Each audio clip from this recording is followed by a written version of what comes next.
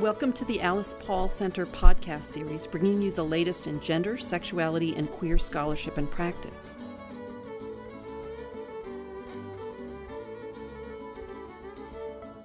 Hello, I'm Kathleen Brown, David Boy's Professor of History and the Director of the Alice Paul Center and GSWS program.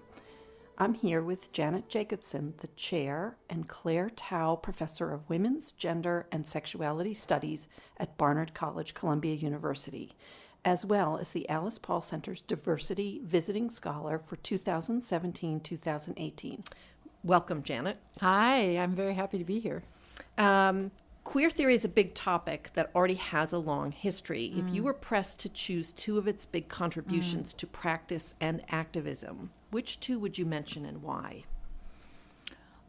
Well, the first one I would mention is the critique of normativity. And one of the reasons I mention this is because I'm trained in ethics. And so the question of how norms and values work is one that's been central to my work. There's been a lot of contention about the critique of normativity, so not everyone understands it the way that I do. There's some sense that it's anti-all norms. But I understand it as about the relationship between norms, between moral discourse and power. And that one of the things that queer theory has focused on is the ways in which both understandings of what's normal and understandings of what's moral have effects on how people believe they can live their sexual lives and the ways in which we organize socially around a whole set of questions tied to sexuality.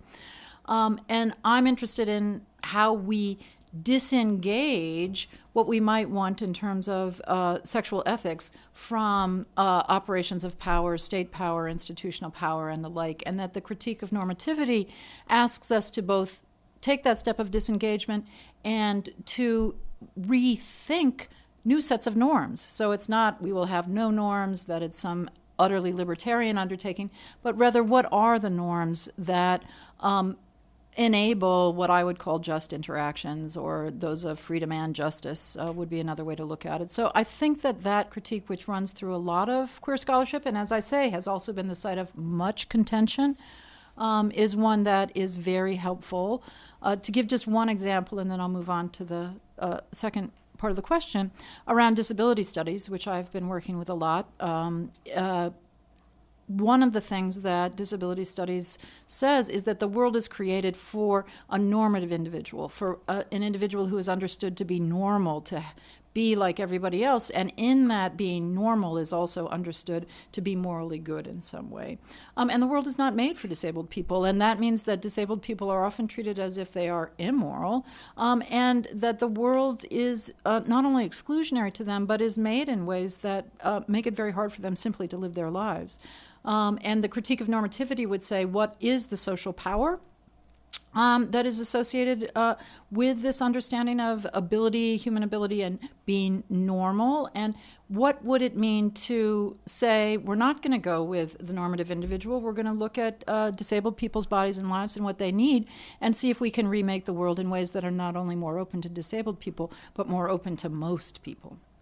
So that's an example of how the critique of normativity could change how we go about both our intellectual work and our political activism. And then the second one is one that has come more to the fore of late, and that I think is taken up a lot in engagements like the ones I've been having here at Penn, which have been very exciting, which is about a sense of queer affect or queer sensibility. And again, this is a wide swath of scholarship that would include the work of people like Sarah Ahmed and Jose Esteban Munoz, Lauren Berlant. And part of it is about the ways in which we can put together a sensibility, let's say, that is unexpected, that in my terms would be somewhat perverse. And so one of the examples I use is when Lisa Dugan was the president of the American Studies Association, she created a thing that was called the fun and the fury, and this sense that a sense of being literally furious and angry at the injustices of the world could be connected with the sense of making a world that was more fun. Those things are rarely put together, and yet it's a very queer sensibility.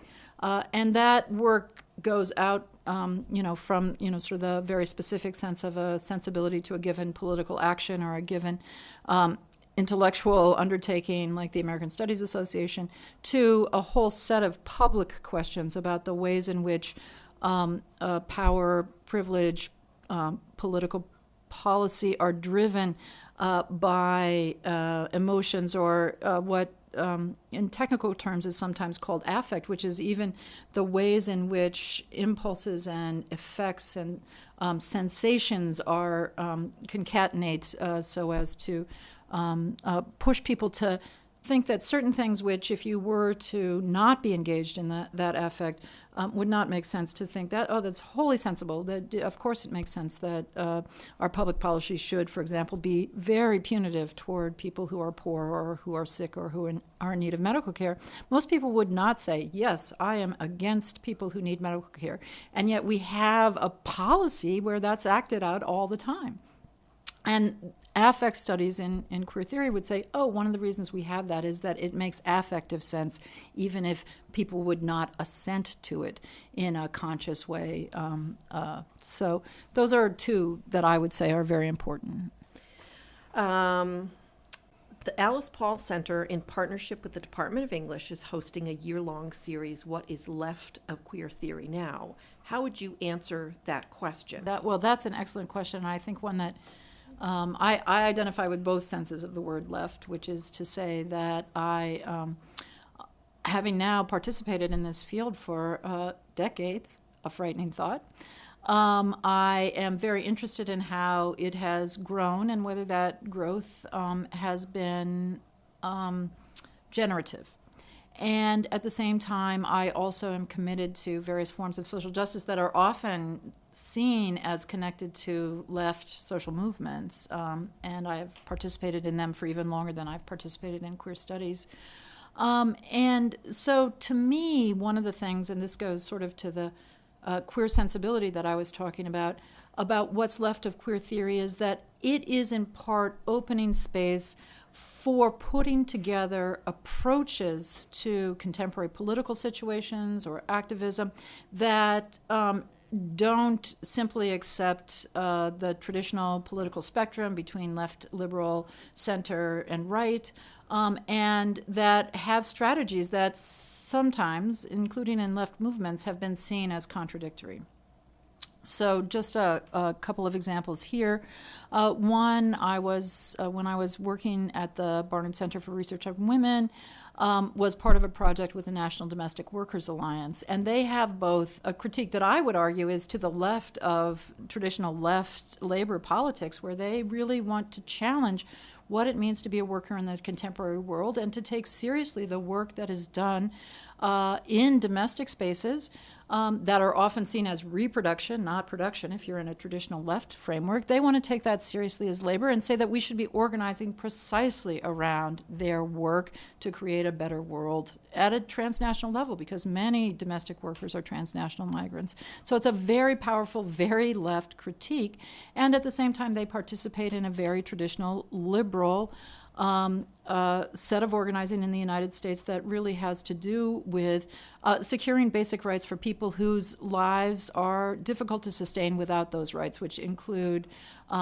better pay, which include paid time off, which include paid sick leave, which include simply basic human rights in the workplace, which are not always protected in domestic spaces. So for me, this combination of real critique of what they call the work that makes all work possible, and thinking about what does make work possible and how is the global structure of labor put together, and how could it be put together more justly in relation to basic labor protections. That's something that to me is a much more queer approach that tells us, what's left.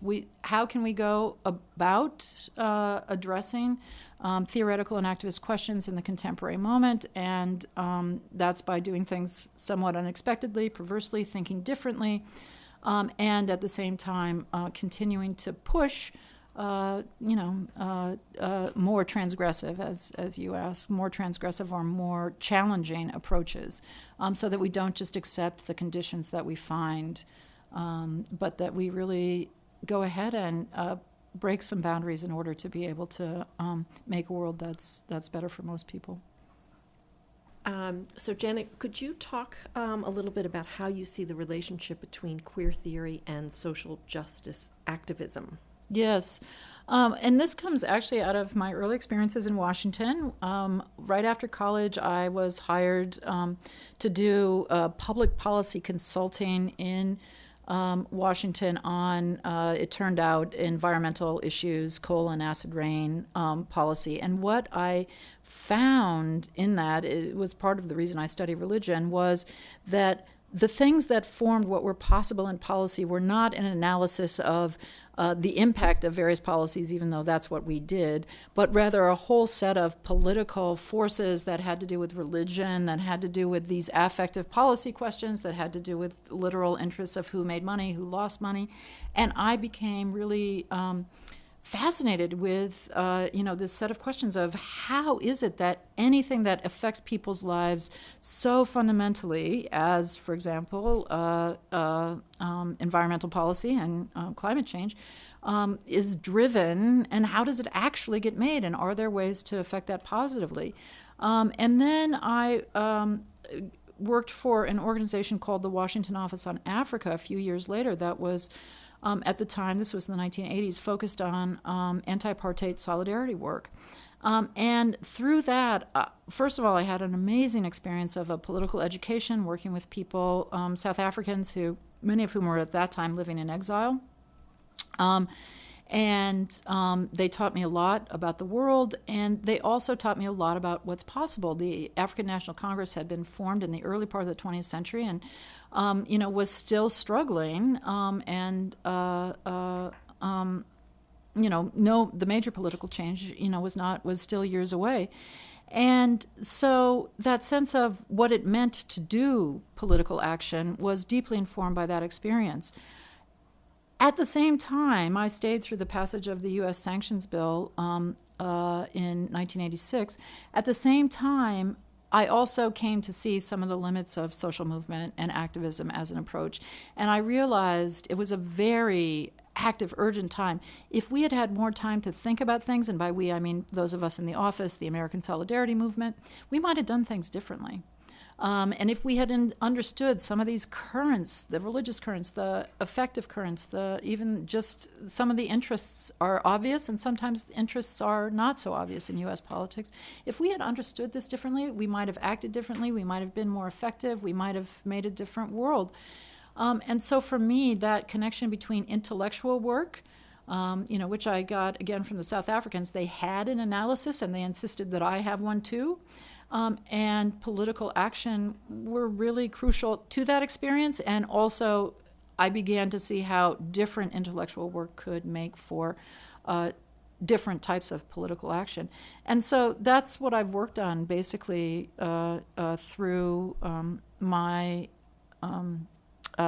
intellectual/academic life, my scholarly life, I guess would be the accurate thing, which is social movements. What are their moral commitments? How do people realize their moral commitments in the world? Looking at that question historically. And also then in the time I've been at Barnard, working with activists who are doing both the work of making a different world and at the same time also producing new kinds of knowledge that it seems to me it's particularly important to share. And queer work is often work that, again, has this slightly skew perspective that enables different ways of understanding the world, different types of analysis that are not available in the sort of some of the other long radical traditions, and so I think has an important contribution to make to that overall project of you need to be able to think differently if you're going to act differently. How do you see queer theory evolving going forward, and where do you see it making the most impact? I mean, you've already addressed some of this, but but if you want to just think about that. Yeah, I mean, I guess that what I would like to turn to is I do think that one of the spaces that I think where queer theory will continue to involve is its engagement with other fields. That one of the things about queer theory is that it's an interdisciplinary field of study. And the other thing is that in that interdisciplinarity, queer theory has been engaged with a range of both disciplines and other interdisciplines.